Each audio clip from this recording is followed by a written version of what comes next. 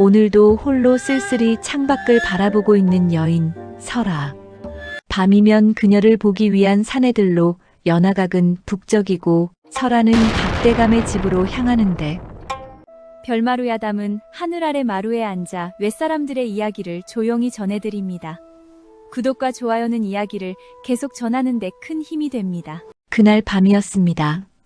한양 바닥에서 내로라 하는 사내들이 모두 연화각 담장 너머를 기웃거렸습니다. 바람이 스산하게 불었습니다. 종로거리에 낙엽 구르는 소리만 가득하던 그 밤. 도성 안에서 가장 화려하다는 기방 연화각의 문이 삐걱거리며 열렸습니다. 설아는 눈 속에 핀 꽃이라 하여 붙여진 이름. 그녀가 검은고 줄을 한번 퉁기면 떵떵거리던 대감들도 숨을 죽였습니다. 그녀가 미소를 한번 지으면 천석군 부자들도 넋을 잃고 지갑을 열었지요. 하지만 아무도 몰랐습니다. 그녀의 화려한 비단 치마 아래 차디찬 복수의 명부가 숨겨져 있다는 사실을 말입니다.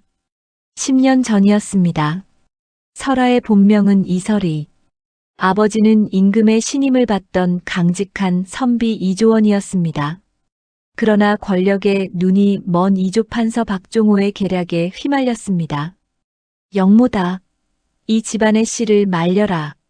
박종호의 호령 한마디에 설이의 집은 불바다가 되었습니다.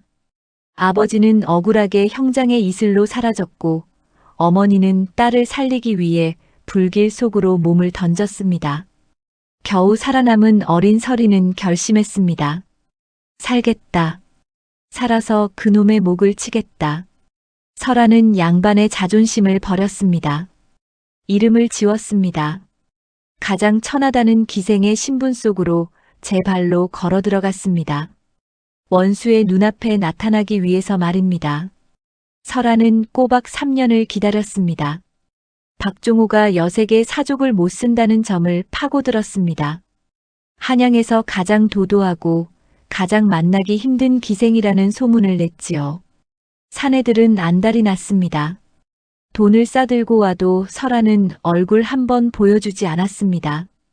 소문은 마침내 박종호의 귀에 들어갔습니다.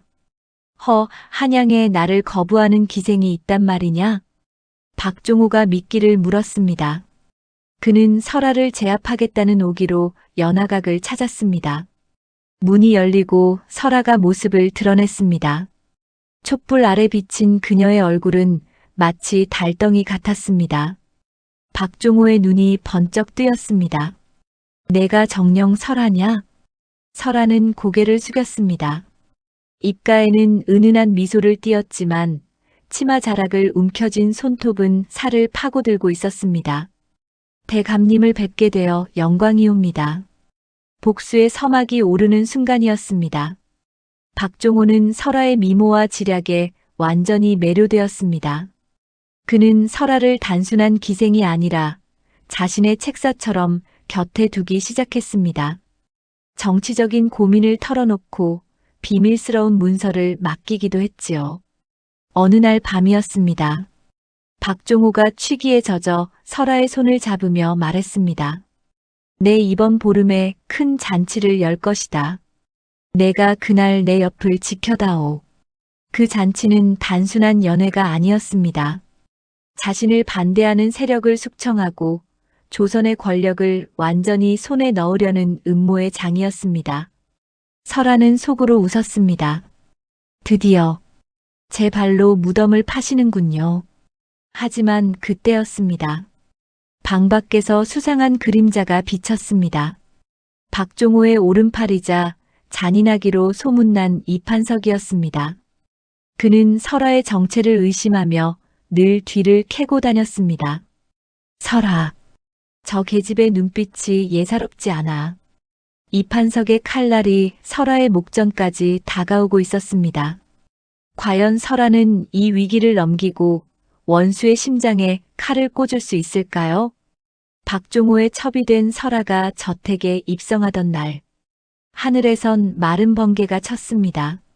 번쩍이는 불빛 아래 설아의 눈동자는 차갑게 빛났지요. 박대감의 집은 궁궐보다 화려했습니다. 하지만 그 화려함 뒤에는 비린내가 진동했습니다. 억울하게 매맞고 쫓겨난 노비들, 박대감의 눈밖에 나소리, 소문 없이 사라진 여인들의 곡소리가 담벼락마다 스며 있었기 때문입니다. 설아가 안채로 인사를 가던 날이었습니다. 박대감의 정실 부인 조 씨가 나타났습니다. 조 씨는 당대 세도가의 딸로 성격이 불같고 잔인하기로 유명했지요. 천한 기생년이 감히 이 집 문턱을 넘다니. 조 씨는 설아의 앞에 뜨거운 찬물을 내던졌습니다. 치마가 젖고 살이 데이는 아픔이 느껴졌지만 설아는 눈 하나 깜빡하지 않았습니다. 부인 소녀는 그저 대감님의 적적함을 달래러 왔을 뿐입니다. 설아는 고개를 더 깊이 숙였습니다. 자신을 낮추고 또 낮추었습니다. 적의 경계심을 푸는 것, 그것이 복수의 첫걸음이었으니까요. 그날 밤 설아는 박대감의 술상을 차렸습니다. 박대감은 기분이 좋아 허허거리며 술을 들이켰지요. 그런데 갑자기 문이 콱 열리며 이판석이 들어왔습니다. 대감님, 이 계집을 믿지 마십시오. 이판석은 설아의 소지품을 방바닥에 쏟아부었습니다. 그 안에는 작은 약병 하나가 들어 있었습니다. 이게 무엇이냐? 대감님을 해치려는 독약 아니냐? 박대감의 눈빛이 순식간에 차갑게 식었습니다. 설아의 목에 서슬 퍼런 칼날이 겨누어졌습니다. 일촉즉발의 순간, 설아는 차분하게 약병을 집어들어 자신의 입으로 가져갔습니다. 설아는 약을 한 방울도 남김없이 마셔버렸습니다. 그리고는 박대감의 발치에 엎드려 흐느끼기 시작했습니다. 대감님, 이것은 독이 아니라 대감님의 기력을 보강하기 위해 제가 밤새 달인 영약이옵니다. 제 충심을 의심하시니 차라리 여기서 죽는 게 낫겠습니다. 시간이 흘러도 설아는 멀쩡했습니다. 오히려 얼굴색이 발그레하니 돌았지요. 사실 그 약병에 든 것은 진기한 산삼 농축액이었습니다. 이판석이 의심할 것을 미리 알고 판 덫이었던 겁니다. 이판석, 내 이놈, 감히 내 여인을 모함하려 드느냐. 박대감의 불호령이 떨어졌습니다. 이판석은 굴욕적으로 물러났고 박대감은 미안한 마음에 설아에게 집안의 창고 열쇠를 맡겼습니다. 모두가 잠든 깊은 밤, 설아는 건너방 서랍 깊숙한 곳을 뒤졌습니다. 그리고 마침내 손에 넣었습니다. 박대감이 그동안 저지른 온갖 부정부패, 뇌물을 받은 명단과 역모를 모의한 비밀 서신대. 그 장부 한 권이면 박대감의 가문은 풍비박산이 날 터였습니다. 하지만 설아는 멈추지 않았습니다. 단순한 죽음은 너무 가벼웠습니다. 그가 가진 모든 명예와 권력, 자식들의 앞날까지 뿌리째 뽑아버려야 진정한 복수라 생각했습니다. 장부를 손에 넣은 날 밤이었습니다. 설아는 창고 깊숙한 곳에서 기이한 소리를 들었습니다. 살려주세요. 제발. 벽 너머에서 들려오는 희미한 신음. 촛불 하나의 의지에 가려진 문을 찾아냈습니다. 그곳은 박대감이 자신을 배신한 자들이나 비밀을 아는 노비들을 가두고 고문하던 지하 감옥이었습니다. 설아는 그곳에서 짐승처럼 갇힌 사내를 발견했습니다. 당신은 누구십니까? 나는 10년 전 이조원 대감의 하인이었소. 설아의 눈이 크게 떠졌습니다. 아버지가 역모로 몰리던 날 결정적인 거짓 증언을 하고 사라졌던 그 하인이었습니다. 그는 이용당한 뒤 토사구팽 당해 이곳에 갇혀 있었던 것이지요. 설아는 분노로 몸을 떨었습니다. 하지만 울지 않았습니다. 오히려 차갑게 미소 지었습니다. 살아있는 증거를 찾아냈으니까요. 설아는 이제 안방마님 조 씨와 이판석을 동시에 겨냥했습니다. 조 씨 부인에게는 은밀히 속삭였습니다. 부인, 이판석이 대감님의 비자금을 빼돌려 따로 군사를 모으고 있다 하옵니다. 대감님이 쓰러지시면 이 집안의 주인은 자기가 되겠다며 질투와 의심이 많은 조씨는 그 말에 홀라당 넘어갔습니다. 동시에 설아는 이판석에게 박대감의 비밀 서신을 슬쩍 보여주었습니다. 그 서신에는 잔치가 끝나면 이판석을 제거하라는 거짓 내용이 적혀 있었지요. 설아가 직접 박대감의 필체를 흉내내 쓴 가짜였습니다.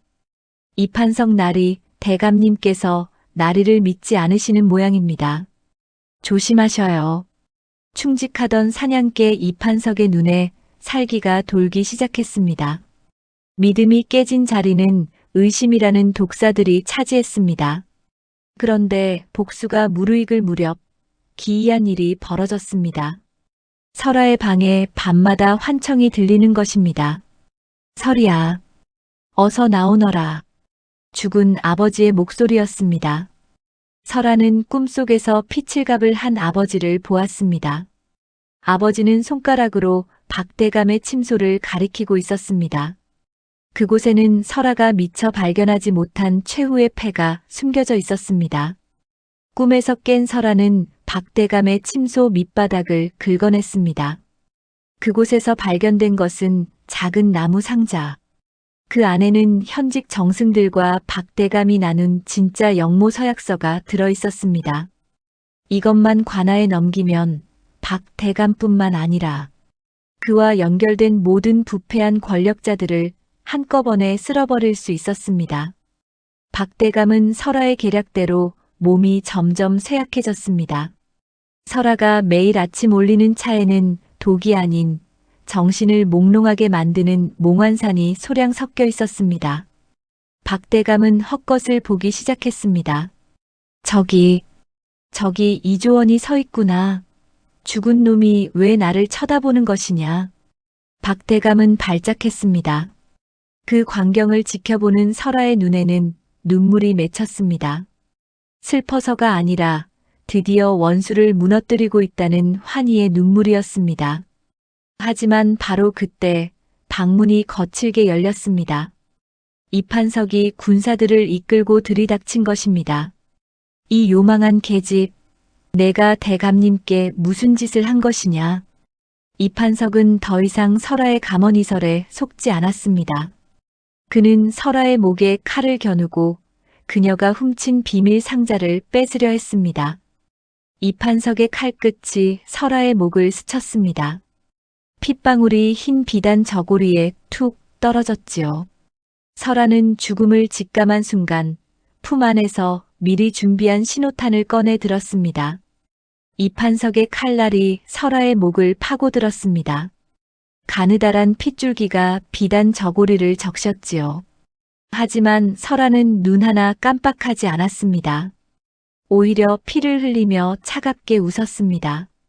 이판석, 너도 참으로 가련하구나. 충성을 다 바친 대가로 얻은 것이 고작 반역자의 사냥개 노릇이라니. 닥쳐라. 대감님을 이 꼴로 만든 요망한 년. 이판석이 칼을 높이 쳐든 순간 담장 너머로 요란한 나팔 소리와 함께 횃불. 수백 개가 박대감의 저택을 에워쌌습니다. 설아가 미리 포섭해둔 암행어사와 관군들이 들이닥친 것입니다. 상황이 불리해지자 박대감은 제정신이 아닌 와중에도 비겁하게 발을 뺐습니다. 그는 설아의 머리채를 휘어잡고 지하 감옥으로 끌고 들어갔습니다. 내가 감히 나를 내 아비 놈처럼 만들어주마. 어둡고 습한 지하 감옥. 박대감은 설아의 목을 조르며 광기 어린 소리를 질렀습니다. 하지만 그곳에는 박대감이 잊고 있던 이가 있었습니다. 바로 설아가 미리 풀어주었던 10년 전 이조원 대감의 하인이었지요. 어둠 속에서 하인이 튀어나와 박대감의 다리를 붙잡았습니다. 이 악마 같은 놈, 내 주인님의 원수를 갚겠다. 박대감과 하인이 뒤엉켜 싸우는 사이 이판석이 지하로 뛰어들어왔습니다. 그는 박대감을 도우려 했으나 설아가 던진 마지막 한마디에 멈칫했습니다. 이판석, 내 가족들이 지금 어디 있는지 아느냐? 박대감이 내 가족을 인질로 잡고 있다는 증거가 저 상자 안에 있다. 이판석이 상자를 열어젖혔습니다. 그곳엔 박대감이 유사시 이판석을 협박하기 위해 준비한 가족들의 노비 문서가 들어 있었습니다. 믿었던 주군에게 뒤통수를 맞은 이판석은 눈이 뒤집혔습니다. 그는 칼을 돌려 박대감의 가슴을 찔렀습니다. 대감, 당신은 사람이 아니었소. 관군들이 들이닥쳤을 때 박대감의 저택은 이미 불길에 휩싸여 있었습니다. 이판석은 가족을 구하기 위해 불길 속으로 뛰어들었고 박대감은 자신이 그토록 아끼던 보물 상자를 끌어안은 채 질식해 죽어갔습니다. 설아는 타오르는 불길을 보며 자리에 주저앉았습니다. 10년 전 자신의 집이 불타던 그날과 똑같은 풍경이었습니다. 다만 다른 점이 있다면 이제 아버지를 괴롭히던 원수는 사라졌다는 것이지요. 아버지, 이제 편히 쉬십시오. 설아는 품속에 있던 가문의 문장을 불길 속으로 던져 넣었습니다. 과거의 원한도 기생 설아의 삶도 그곳에서 태워버렸습니다. 다음 날 아침 잿더미가 된 저택에서 박대감의 시신이 발견되었습니다.